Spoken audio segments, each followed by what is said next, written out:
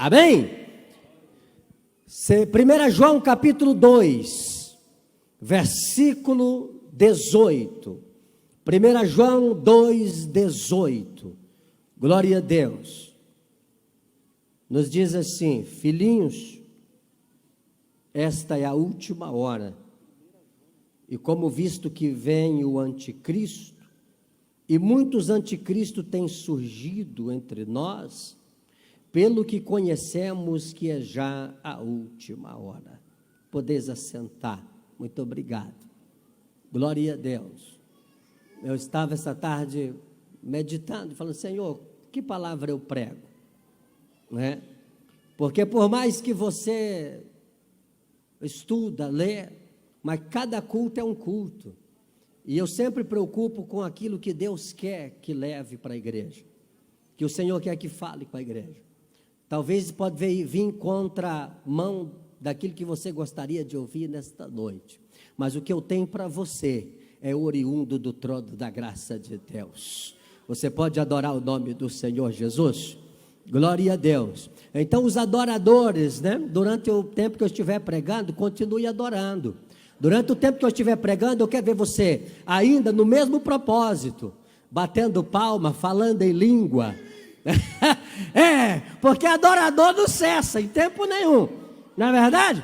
Glória a Deus. Meus queridos, nós lemos um texto que ele é muito conhecido, e no texto que eu li, para que nós possamos adentrar o texto, eu quero dizer a você que nós vamos comentar um pouco sobre a maior esperança.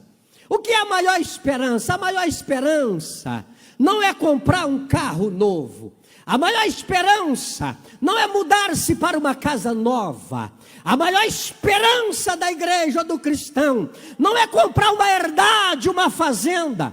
A maior esperança não é, senhores, depositar dinheiro na conta, criar uma conta gorda, uma poupança, senhores, abastada. A maior esperança também, senhores, não é você concluir a sua faculdade. Não, pastor, não, tudo isso é bom, mas eu estou dizendo sobre a maior esperança. Então, o que é a maior esperança, pastor? A maior esperança que a igreja do Senhor Jesus Cristo precisa estar inserida dentro desse contexto é o arrebatamento da igreja. Alamandassei. Se você não está, senhores, inserido dentro desta esperança, então há uma grande probabilidade de você não ser arrebatado.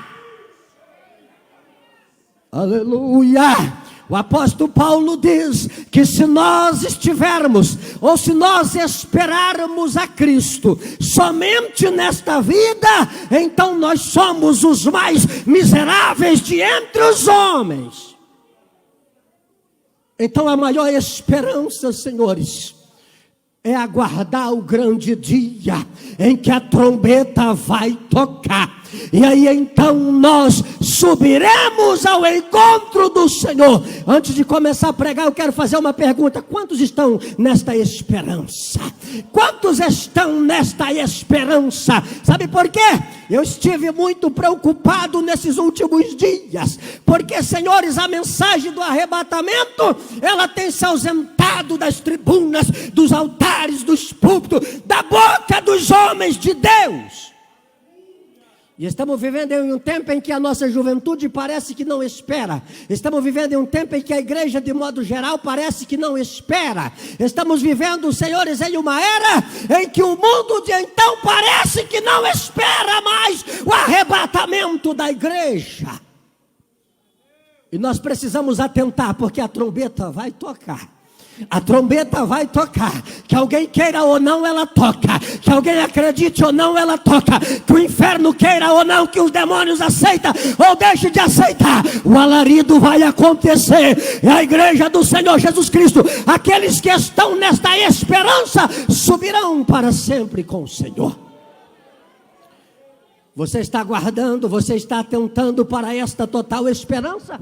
Então segure aí. No texto ao qual nós lemos nesta oportunidade, nós encontramos João. João dizer: filhinhos, é já a última hora. Ora, quando eu olho para João e eu vejo a expressão de João tratando a igreja da sua época como filhinhos, quem era este João? João tinha motivos o bastante, com sobra, para ter um tratado especial, carinhoso, para com a igreja. A igreja, ela é a menina dos olhos do Senhor. A igreja, ela é a noiva de Cristo. Então a igreja precisa ser tratada com especialidade. A igreja é joia, ela é preciosa, então ela precisa ser tratada com carinho. Aí então João tratou a igreja carinhosamente, dizendo: filhinhos, é já a última hora. A expressão filhinhos é o tratado carinhoso do apóstolo João.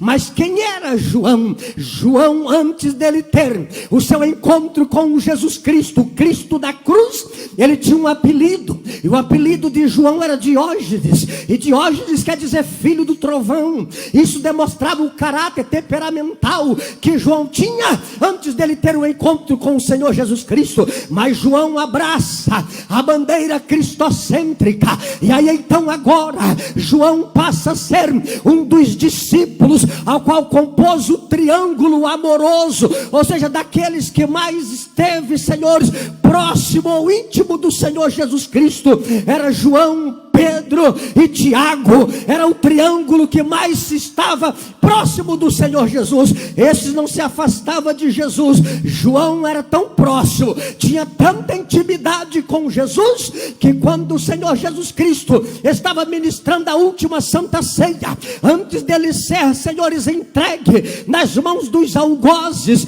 antes dele ser traído com o beijo do Judas, Jesus disse: em verdade vos digo que há um entre vós que há de me trair. Os discípulos ficaram preocupados, olharam um para o outro e começaram a indagar-se: porventura sou eu? Porventura sou eu?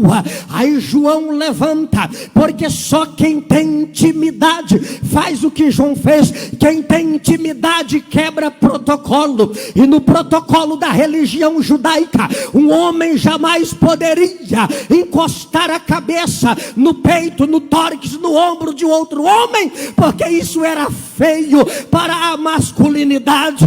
Então João, ele tinha tanta intimidade que ele se levantou de pé, foi aonde estava o mestre e colocou a cabeça no peito de Jesus e falou baixinho: porventura sou eu, mestre? Aí Jesus deu um sinal, porque quem tem intimidade tem sinal do mestre. Quem tem intimidade tem revelação.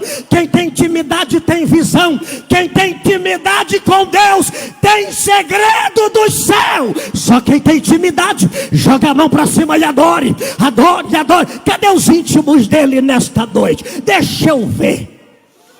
Alaia vassuia. Ai, mandou a sé. Aí então Jesus falou para João, só para João, no ouvido dele. Jesus disse assim: João, fica de olho, aquele que tu veres meter a mão comigo no prato, é ele o traidor. João sabia, João já estava ligado, Jesus já deu o sinal para João. Quantos receberam o sinal do mestre? Quantos receberam o sinal do mestre? Quantos? Porque só quem tem intimidade recebe sinais do mestre. Você pode adorar. Você pode adorar se você tem condições de adorar. Então adore ele, porque hoje eu estou querendo. Eu estou cheio, o leque acabou de abrir aqui na cachola. Então segura comigo. Aí então, senhores, este João, ele era um homem tão próximo de Jesus. Ele se tornou alguém tão amoroso que ele recebeu o título de apóstolo do amor. O amor de João excedeu a todos os demais sobressaiu, a todos os demais discípulos que acompanhavam o Senhor Jesus Cristo, ele recebeu o título de apóstolo do amor. Então diz a Bíblia Sagrada, que quando Jesus Cristo estava ao pêndulo da cruz, e agora então estava lá Maria, ao pé da cruz chorando, Jesus olhou para sua mãe e disse: mulher, não chore, eis aí o teu filho. Olhou para João e disse: filho, eis aí a tua mãe. Sabe o que era isso? Jesus tinha João tão próximo dele, que Jesus transferiu a responsabilidade dele para João cuidar de Maria. E João, senhores, então Jesus Cristo foi crucificado, e agora diz a Bíblia Sagrada que João cuidou de Maria enquanto Maria foi viva. João não se ausentou de Jerusalém cuidando de Maria. Logo após Maria ela ter morrido, então João vai para Éfeso, e lá em Éfeso ele estabelece a maior base missionária, e João dedicou então a fazer missões nas igrejas da Ásia Menor. E agora este João, senhores, ele quando estava agora, senhores, realizando a obra do Senhor, foi perseguido, maltratado, por várias vezes tentaram calar, sucumbir, sufocar João, mas João não calava, ninguém poderia deter João.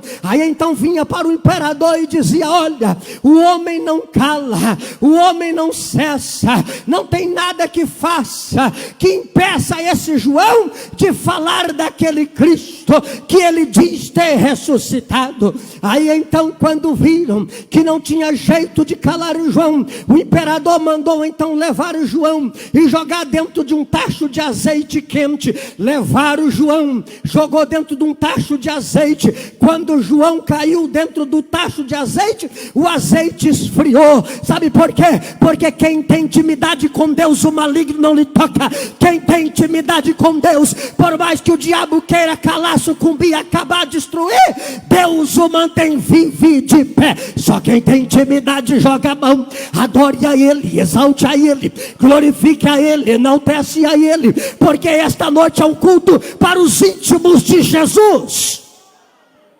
Oh glória, oh glória, oh glória. Aí voltaram lá e falaram para o imperador: o homem não morre. Como não morre? Não morre. Nós jogamos ele dentro do tacho de azeite e o azeite esfriou. Está vivo, está vivo. Aí João recebe o título de o imortal. Oh, assim é a igreja, assim é os crentes do arrebatamento. Oh glória, porque o que é corruptível vai se revestir da incorruptibilidade, e o que é mortal se revestirá da imortalidade. Tragada será a morte pela vitória. A igreja vai para a glória, vai para a glória, vai para a glória, vai para a glória, vai para a glória. Só quem crê, só quem crê, levanta a mão e adore a Ele. Oh, isso, Ananias, Deus te usou agora. Oh glória. Por 3 segundos eu ia pedir. O Espírito está comunicando, o nosso Espírito está comungando nesta noite. Você pode adorar? Então adore. Queridos, ainda falaram: não morre. Não, não morre. Como? Está vivo. Nem o azeite matou o homem, azeite quente não matou. Então faz o seguinte: isola ele, leva para Pátimo, leva para Pátimo, leva ele para lá, tira ele do meio da sociedade, isola ele de pessoas. Satanás pode tentar te ausentar do povo, te isolar. Satanás pode tentar esconder, te colocar no anonimato, mas o Senhor tem um projeto para com a tua vida. E ainda que você esteja no anonimato, a sua história, ela vai abalar gerações. Então adore a Ele pelo amor de Deus. Oh glória! Ai, lá, sei. Colocaram João na ilha de Pátimo, entre as feras, entre os marginais de alta periculosidade, que era jogado para morrer lá pelas feras, de fome. E João vai para lá. Aí estava João lá na ilha de Pátimo. Aí João, um dia ele pega e diz assim: eu, João, companheiro vosso nas aflições e no evangelho do Senhor Jesus Cristo. Um dia eu estava exilado na ilha de Pátimo, e de repente eu ouvi uma voz que dizia atrás de mim: João, o que vês escreve, João. E quando eu me virei e olhei para ver, eu vi o nosso Deus é único, o nosso Deus é um só, o nosso Deus é único. Eu vi semelhante ao Filho do Homem. Oh glória! Os seus cabelos eram brancos como a neve. Ele tinha um cinto de ouro na sua cintura. Os seus pés eram reluzentes, semelhante ao latão que sai da fornalha de fogo. Oh glória! João viu o Filho do Homem. Então este João, quando pensarem em acabar com ele, destruir João, calar a boca, fechar a boca de João, calar a sua voz, João ressurge das cinzas. João ressurge do anonimato. João ressurge. E ali então o Senhor trouxe a João as maiores revelações que a igreja, que o mundo de então já pôde conhecer, que é o Apocalipse. João registrou. E agora no texto que nós lemos aqui, senhores, nós encontramos então este homem, o apóstolo do amor. Não era para menos, ele chama a igreja carinhosamente filhinhos. E João dizia: filhinhos, é já a última hora. Senhores, eu comecei a observar então a esse texto e comecei a me perguntar: que hora é esta? Afinal de contas, João se referia à hora do dia de 12 horas, ou seja, ao expressar filhinhos é a última hora. João estava falando, senhores, de os dias normais da nossa luta, das nossas labutas, dos nossos trabalhos, os dias de 12 horas. E agora, senhores, quando eu olho e começo a fazer alguma observação, nós vamos ver que hora é tempo. E quando eu olho para o tempo, eu vejo que tempo define-se em dois estágios, em duas estações. E quais são essas estações que nós podemos definir o tempo? Nós temos então o tempo cronos. O tempo cronos é o tempo que se cronometra, é o tempo que se mede, é o tempo que pode ser observado pelos homens, pelos os seres humanos. Esse é o tempo dos seres humanos. Quando João falava sobre a última hora, João referia exatamente a esse tempo cronos. E agora, senhores, nós observando que o outro estágio, outro tempo que nós podemos denominar aqui é Kairos. Kairos é um tempo que não se observa. Kairos é um tempo que não se cronometra. Kairos é um tempo que não pode ser medido e nem observado pelos homens. Cronos é tempo dos humanos, mas Kairos é o tempo de Deus. E eu vim dizer para a igreja nesta noite: o tempo de Deus se aproxima sobre as nossas vidas, sobre a sua vida, sobre a minha vida. O tempo de Deus se aproxima. Porque, pastor? Porque o tempo dos homens está se acabando. Aleluia. E quando eu olho, senhores, então para dentro da Bíblia Sagrada, eu começo a observar uma coisa interessante na expressão de João, quando ele dizia: filhinhos, é já a última hora. Todos nós sabemos, ó senhores, que o dia para Israel, ele se divide em 4 partes iguais. Nós vamos falar de tempo aqui, 4 partes iguais. Ele é a hora terceira, hora sexta, hora nona e a 1/10 hora. Quando eu olho para dentro deste texto, então, para o cronômetro do relógio da nação de Israel, nós vemos que para Israel, senhores, a hora terceira, ela vai das 6 às 9 da manhã. A hora sexta, ela inicia-se às 9 da manhã e vai ao meio-dia. E a hora nona inicia-se ao meio-dia e vai aproximadamente até as 15 horas da tarde. A partir das 15 horas da tarde, então inicia-se a 1/10 hora, ou seja, a hora do pôr do sol, ou então é chamada de a última hora do dia em Israel, que, senhores, atualmente no mundo de precisão mecânica, nós poderíamos, senhores, cronometrar essa última hora do dia em Israel, aproximadamente 5 minutos para as 18 horas da tarde. E é interessante observar que para as nações ocidentais, o dia inicia-se, senhores, termina e inicia-se à meia-noite ou a 0 hora, mas para Israel não. Para Israel é diferente. Para a nação judaica, o dia termina às 6 no pôr do sol e inicia-se também no pôr do sol. Então João, ele estava fazendo essa observação para a igreja do seu tempo, para a igreja do tempo presente, para nós, sobre, senhores, a chegada do anticristo. E foi exatamente na chegada do anticristo que João entendeu que era já a última hora. João, nos seus dias, ele não estava falando exatamente da manifestação pública do anticristo, mas ele já estava falando e também já convivendo com o espírito do anticristo que já operava naqueles seus dias. Ora, o que é o espírito do anticristo? É tudo aquilo que se opõe às verdades de Cristo, tudo aquilo que se opõe às doutrinas da palavra, tudo aquilo que se opõe aos conceitos da Bíblia, tudo aquilo que é contra Cristo, tudo aquilo que é contra a santidade, a santificação, é anticristo. Estamos vivendo em um tempo em que o espírito do anticristo, já desde o tempo do apóstolo João, ele já tem tomado conta de lares, de famílias, de tribunas, de altares, de ministérios, de igreja, de membros. O espírito do anticristo tem atuado de maneira, senhores, tão tremenda na vida da igreja. E João viu exatamente aí que estava chegando a última hora.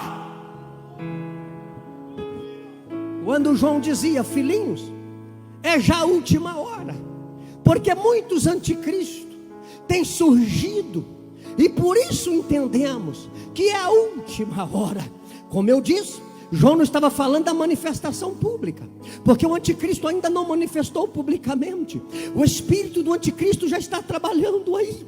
O espírito do anticristo já tem dominado, senhores, dominações, igrejas, convenções, ministérios. O espírito do anticristo tem entrado em diversos lugares. Quando é, pastor, que o espírito do anticristo atua, é quando a igreja deixa a verdade e começa para o não tem problema e não tem nada a ver, não faz muita importância.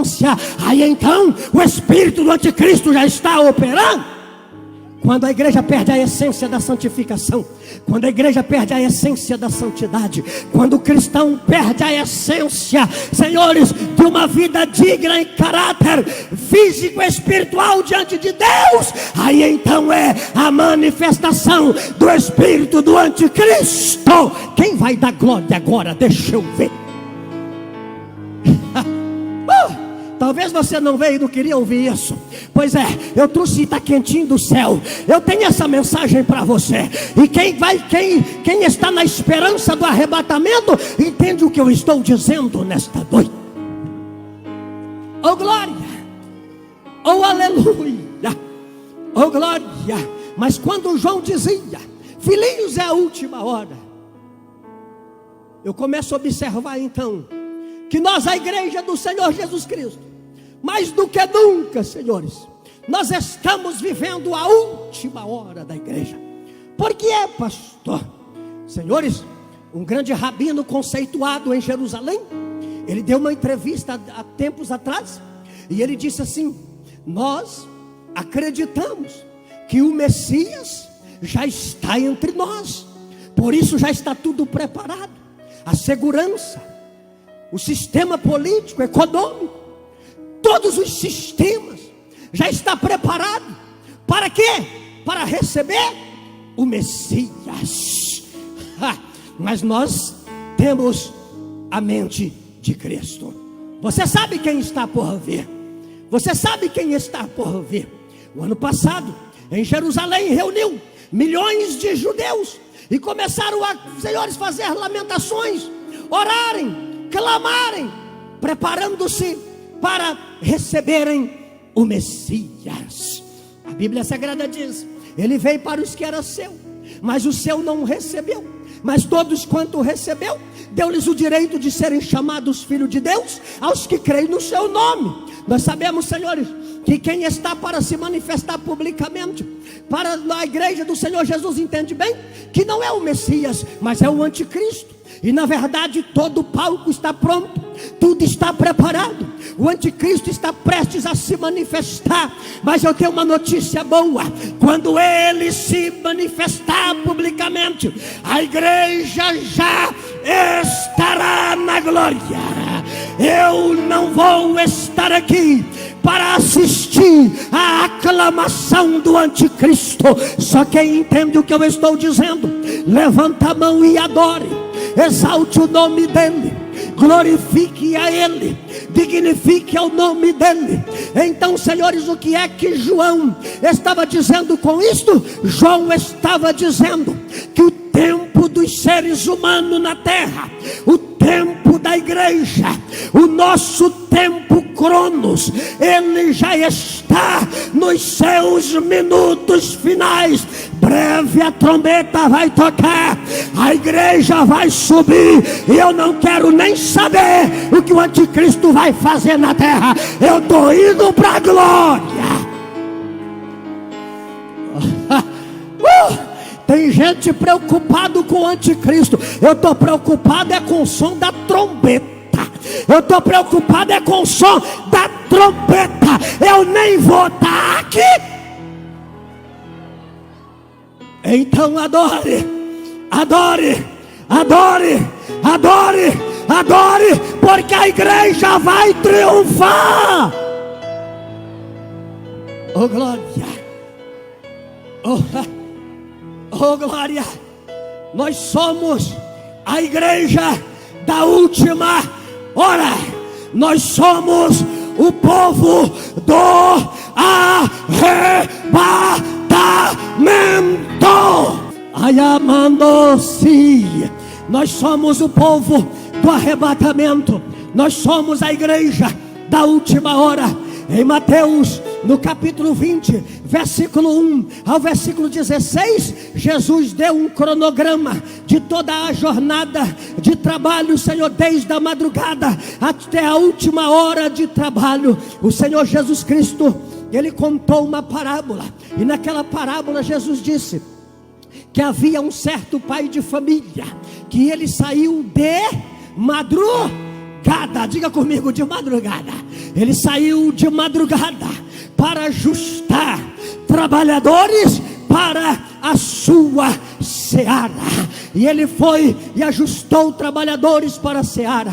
Mas depois Jesus disse que aquele pai de família voltou, e ele saiu na hora terceira, a primeira hora do dia, para ajustar mais trabalhadores para a seara. E depois ele saiu também à sexta hora do dia, para ajustar trabalhadores. E depois ele foi também, senhores, na nona hora do dia, isso é quase ao meio-dia, para ajustar trabalhadores. E depois também, senhores, ele foi na última hora do dia, já quando já estava quase tarde, para ainda ajustar trabalhadores para a sua seara. Se você não fez ainda nada, ou ainda fez quase nada, ou não fez quase praticamente nada, ainda dá tempo. Estamos na última hora, mas ainda dá tempo de fazer alguma coisa por ti e pelo reino dos céus.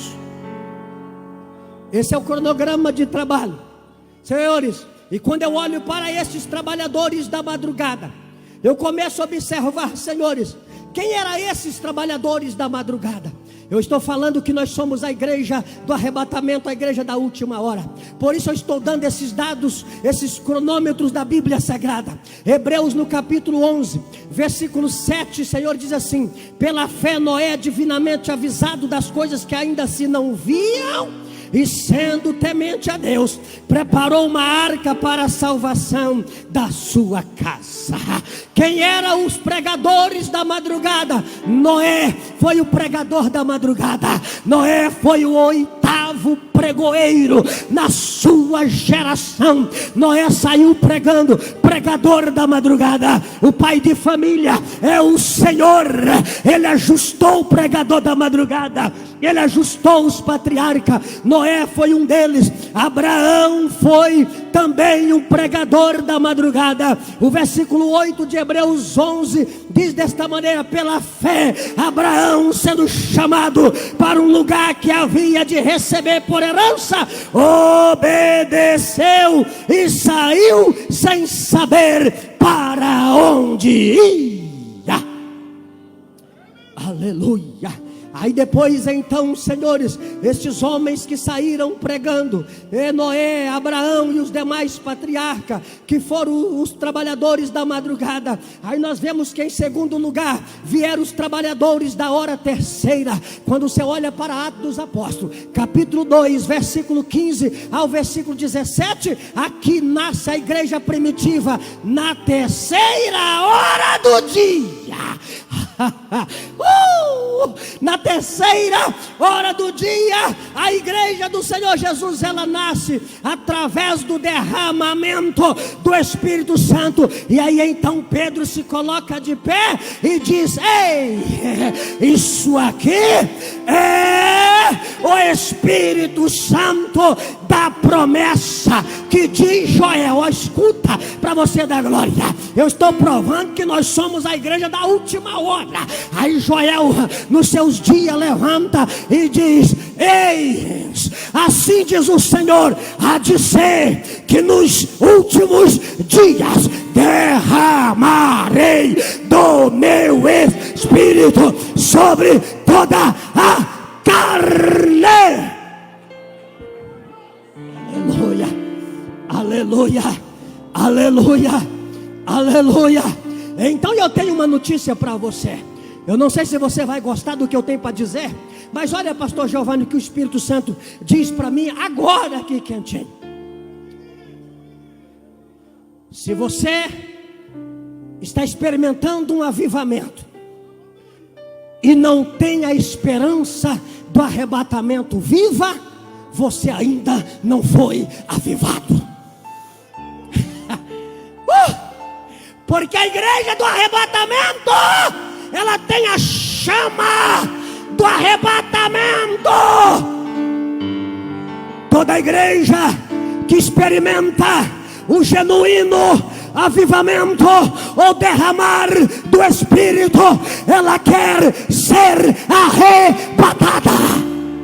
Se você não tem desejo de ir para o céu, você ainda não foi avivado. Se você não tem desejo de ir para o céu, você ainda não foi cheio. Se você não tem desejo de ir para o céu, você ainda não recebeu a promessa.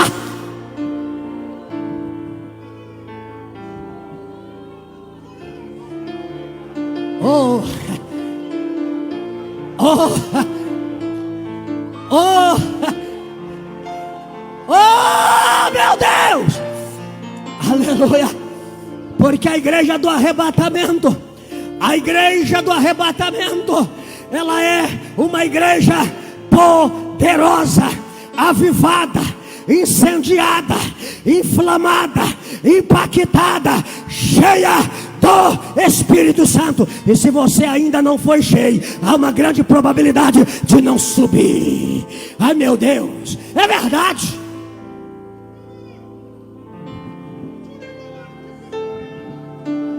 Você pode adorar, você pode adorar, você pode adorar, você pode adorar. Eu já vou caminhar, vou terminar, pastor. Alácia, Ayamando e a sébia. E bibiasei. Oh glória. Oh glória. E a igreja nasceu na terceira hora. E ela expandiu. Chegou até nós. Esse avivamento está em Palmas. Aleluia. Este avivamento atravessou fronteiras. Chegou nesta noite, chegou nessa casa. Só quem vai ser arrebatado, joga a mão para cima e exalte a Ele, adore a Ele, glorifica o nome dEle.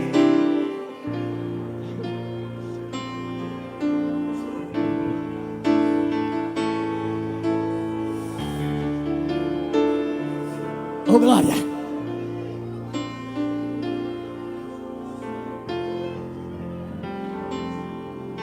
Vou terminar.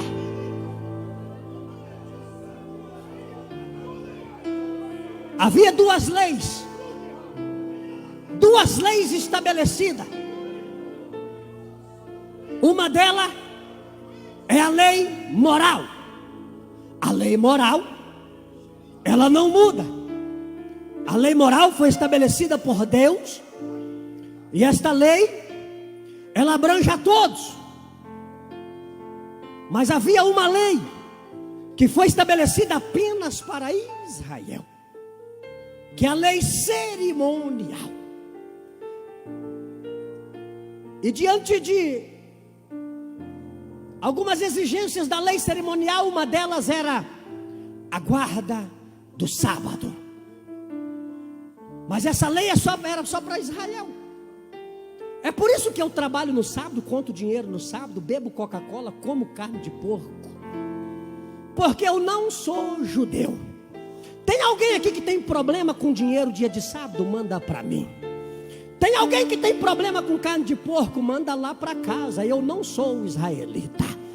Porque eu não estou debaixo da lei cerimonial. Lei cerimonial é só para os judeus. Foi só para Israel naqueles dias. Então, senhores, todo bom judeu, ele deveria guardar o dia sétimo, o dia de sábado. Esse dia era o grande dia do Senhor, e ele deveria guardar este dia, senhores. Então, quando nós olhamos para dentro da Bíblia Sagrada, em Ezequiel no capítulo 3, versículo 17 a 19, Deus diz: o Senhor levantou atalaia sobre a casa de Israel. E a função do atalaia, senhores, era avisar as pessoas do seu erro, avisar as pessoas do seu pecado, das suas transgressões. E então a ordem de Deus para o atalaia era essa: que se o Senhor enviasse o atalaia, e o atalaia não desse a notícia, não avisasse a pessoa, então Deus requereria da mão do atalaia o sangue daquela pessoa que morreu sem ser avisado. Então a pessoa era tida por inocente. Mas se o atalaia fosse lá e falasse: olha, é assim, assim, assim, você não pode fazer isso, isso e isso, e aquela pessoa então desobedecesse o atalaia e viesse a morrer no seu erro, no seu pecado, então o atalaia estava livre do sangue daquela pessoa. Eu disse para os irmãos que todo bom judeu, quando então estava aproximando a última hora do dia sexto, então ele sabia que quando o sol se punha, então iniciava-se outro dia. E a partir do momento que o sol se punha, ele não podia fazer mais nada. Não podia andar mais do que 800 milhas. Não podia pegar peso. Porque a partir daquele momento, iniciava-se um dia para o Senhor. Um dia de adoração ao nome do Senhor. Aí então o que é que eles faziam? O atalaia subia em cima dos muros da cidade. E então o atalaia gritava: ei, corre! Quando a hora já estava se aproximando, o atalaia olhava no pôr do sol. E o atalaia entendia que o dia sexto estava terminando, então iniciaria-se o dia sétimo. E ele gritava: ei, corre! Porque já está chegando a última hora.